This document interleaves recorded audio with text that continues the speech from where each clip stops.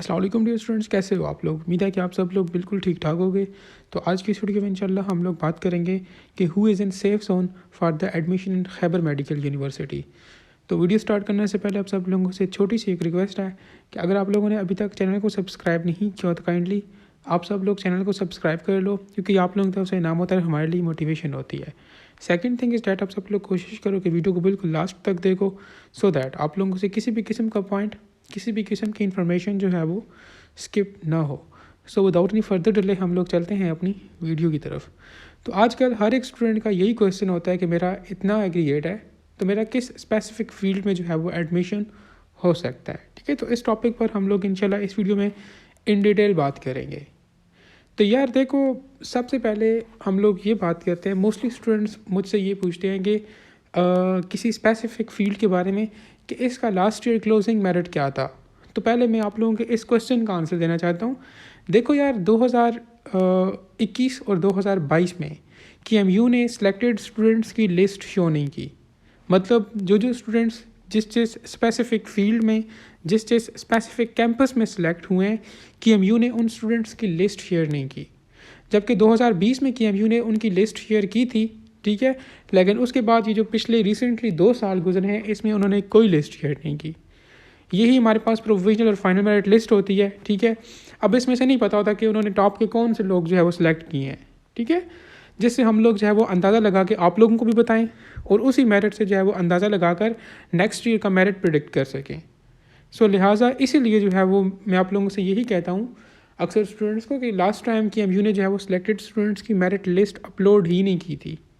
ठीक है, सो इसलिए जो है वो हम लोग आप लोगों को कोई अंदाज़ा लगा कर नहीं बता सकते।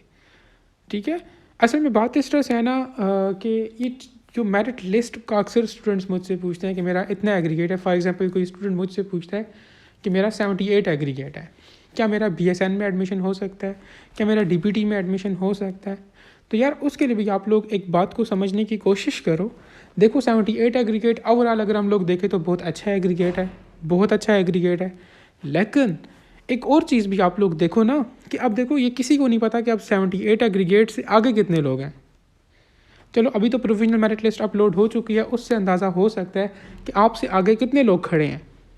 ठीक है, लेकिन इससे भी जो है वो सिर्फ इसी चीज़ का अंदाज़ा हो सकता है कि कितने लोग आपसे आगे खड़े हैं। लेकिन इस चीज़ का अंदाज़ा अभी तक भी नहीं हो सकता कि वो जो आपसे आगे लोग हैं क्या वो एडमिशन करेंगे या नहीं करेंगे। हाँ, अगर तो वो एडमिशन करेंगे तो फिर इसका मतलब है कि आपके चांसेस कम होते जाएंगे, लेकिन अगर वो एडमिशन नहीं करेंगे तो मतलब आपके चांसेस ज़्यादा होते जाएंगे, क्योंकि मेरिट नीचे आता जाएगा। सो इसीलिए मैं कहता हूँ कि मुझे नहीं पता और आपको भी नहीं पता और इवन तो ये किसी को नहीं पता कि आपसे आगे जो लोग हैं मेरिट में क्या वो लोग एडमिशन करेंगे। ठीक है, देखो हर एक स्टूडेंट के मैट्रिक के मार्क्स डिफरेंट हैं, FSC के मार्क्स डिफरेंट हैं, टेस्ट के मार्क्स डिफरेंट हैं और हर बंदे का इंटरेस्ट भी डिफरेंट है। क्या पता उधर KMU में एडमिशन ना करे, वो PHSA की तरफ जाए।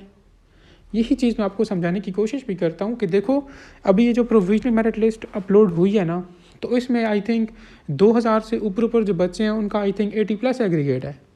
तो उस वजह से काफ़ी ज़्यादा स्टूडेंट्स परेशान भी हैं कि क्या हमारा एडमिशन पॉसिबल है या नहीं है। देखो असल में बात इस तरह से है कि अभी तक MT-CAT जो है वो टेस्ट कंडक्ट नहीं हुआ। खैबर पख्तूनख्वा की बात कर रहा हूँ, ठीक है, KPK में अभी तक MT-CAT टेस्ट कंडक्ट नहीं हुआ। अब ये स्पेशली 85 से ऊपर वाली जो आवाम है, 85 एग्रीगेट से ऊपर वाली जो आवाम है, इवन दो कुछ लोगों के 90+ एग्रीगेट्स भी हैं, तो इसमें से मेजॉरिटी लोग तो MBBS PDS में सिलेक्ट हो जाएंगे। तो मतलब कि वो फिर इधर KMU में एडमिशन नहीं करेंगे तो मेरिट नीचे आएगा। दूसरा हमारे पास फैक्टर ये है कि हमारे पास इसमें से बहुत से स्टूडेंट्स ऐसे होंगे जो कि PHSA को प्रेफर करेंगे, क्योंकि PHSA वाली साइड पे फ़ीस स्ट्रक्चर थोड़ा कम होता है। मोस्टली स्टूडेंट्स को फाइनेंशियल इश्यूज़ होते हैं, तो इसलिए वो PHSA को प्रेफर करेंगे। सो वो लोग भी रास्ते में से हट जाएंगे। ठीक है, और थर्ड थिंग इज़ डैट अब स्पेशली गर्ल्स के बारे में कि जब कुछ गर्ल्स का जब एडमिशन जो है वो किसी घर से दूर दराज इलाके में होता है तो बहुत सी गर्ल्स उस अपॉर्चुनिटी को अवेल नहीं करती, तो मतलब वो भी रास्ते से हट जाएंगी। मतलब इस तरह बहुत से लोग ऐसे भी होंगे जो कि इंटरेस्टेड नहीं होंगे। सो उस तरह से जो है वो करते करते करते करते मेरिट नीचे आएगा। अब कितना मेरिट नीचे आएगा ये अंदाज़ा कोई नहीं लगा सकता।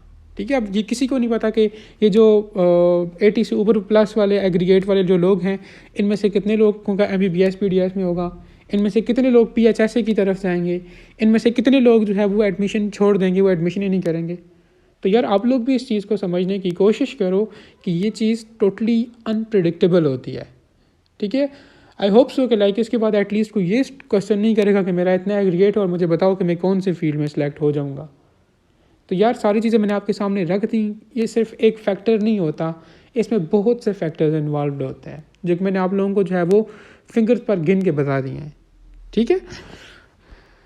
कि लाइक आपसे आगे जो लोग हैं क्या वो एडमिशन करेंगे नहीं करेंगे, एडमिशन करेंगे तो आपके चांसेस कम होंगे, ठीक है। एडमिशन नहीं करेंगे तो मेरिट नीचे आता जाएगा, आपके चांसेस बढ़ते जाएंगे। सो ये चीज़ होती है।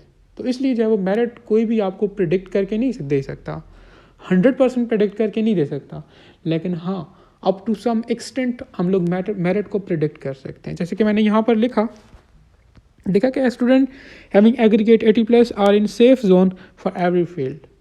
देखो 80+ वाले जो लोग हैं मोस्टली चांसेस यही हैं कि उनकी मर्ज़ी की फील्ड में एडमिशन हो जाएगा। देखो 80+ इन जो लोगों का एग्रीगेट है उनका एडमिशन DPT में भी हो सकता है, उनका एडमिशन फार्मा डी में भी हो सकता है, उनका एडमिशन जो है वो BSN में भी हो सकता है, ठीक है। और बाकी जो पैरामेडिक्स के बाकी प्रोग्राम्स हैं, एनेस्थीसिया, रेडियोलॉजी, कार्डियोलॉजी, उनका तो मेरिट इतना हाई भी नहीं होता, तो उनमें मतलब ईजिली हो सकते। तो इसलिए मैंने लिखा कि वो स्टूडेंट्स जिनका 80+ एग्रीगेट है वो अपनी मर्ज़ी की फील्ड में ईजिली जा सकते हैं। उसके बाद मैंने लिखा कि students having aggregate 75+ are in safe zone for the admission in BS programmes main campus में, ठीक है। जिन स्टूडेंट्स का 75+ एग्रीगेट है तो उनका भी चांस है कि जो मेन कैंपस के BS वाले प्रोग्राम्स हैं ना, एनेस्थीसिया, कार्डियोलॉजी, रेडियोलॉजी, इवन तो हो सकता है कि 78-79 वालों का DPT में भी हो जाए, ठीक है। तो जिन स्टूडेंट्स का 75+ एग्रीगेट है तो उनका जो है वो मेन कैंपस में BS प्रोग्राम्स में ईजिली एडमिशन हो जाएगा। आफ्टर दैट यहाँ पर मैंने लिखा है कि students having aggregate 70+ are in safe zone for the admission in sub campuses like Swat campus, Mardan campus या हज़ारा कैंपस। तो वो स्टूडेंट्स जिनका 70 to 75 के इन बिटवीन एग्रीगेट है तो उनका इजीली एडमिशन हो जाएगा स्वात कैंपस में, मर्दान कैंपस में और हज़ारा कैंपस में, ठीक है। Last but not the least मैंने यहाँ पर लिखा कि students having aggregate 60 to 70 are in safe zone for Kohat, Lakki Marwat, Swabi, Dir and Kurram campus. असल में कि थोड़े बैकवर्ड एरियाज़ में यहाँ पे मतलब स्टूडेंट्स इतनी इस अपॉर्चुनिटी को अवेल नहीं करते, तो इस तरह करते करते मेरिट काफ़ी अच्छा खासा नीचे आता है, ठीक है। और इसके अलावा हमारे पास वो स्टूडेंट जिनका 60 से भी नीचे है तो उनका स्पीच एंड लैंग्वेज पैथोलॉजी में जो है वो चांस बन सकता है, पब्लिक हेल्थ में चांस बन सकता है, उनका प्रोस्थेटिक्स एंड ऑर्थोटिक्स में चांस बन सकता है, उनका ऑडियोलॉजी एक फील्ड है उसमें चांस बन सकता है। ये 3-4 फील्ड्स मैंने जो आपको बताई हैं इनका मेरिट कम होता है और अच्छा खासा कम होता है, तो मतलब ये लोग इस ऑफ़र को भी अवेल कर सकते हैं, ठीक है। बाकी जिन स्टूडेंट्स का एग्रीगेट अच्छा है तो वो तो ऑब्वियसली फार्मा डी में जाएंगे, डॉक्टर ऑफ फिजिकल थेरेपी में जाएंगे या BSN में जाएंगे, ठीक है। बाकी फिर जिन लोगों का एग्रीगेट थोड़ा कम है तो वो BS प्रोग्राम्स में जाएंगे लाइक कार्डियोलॉजी, रेडियोलॉजी, ये बहुत से प्रोग्राम्स हैं। मैंने आपको इंशाल्लाह नेक्स्ट वीडियोस में ये सारे प्रोग्राम्स इन डिटेल बताने हैं, ठीक है। फिर उसके बाद जिनका और मेरिट कम है, एग्रीगेट कम है, तो वो लोग जो है वो बाकी फील्ड में चले जाएंगे लाइक सब कैंपसेस में, इन्हीं फील्ड्स में, ठीक है। तो इस तरह करते करते मेरिट जो है वो एडजस्ट हो जाएगा। बाकी इंशाल्लाह जो है वो यही डिटेल्स थी, बाकी डिटेल्स इंशाल्लाह आप लोगों के साथ जो है वो शेयर करता रहूँगा, ठीक है। स्टिल कोई क्वेश्चन वगैरह है आप लोगों का तो आप लोग कमेंट सेक्शन के अंदर पूछ सकते हो। Thank you.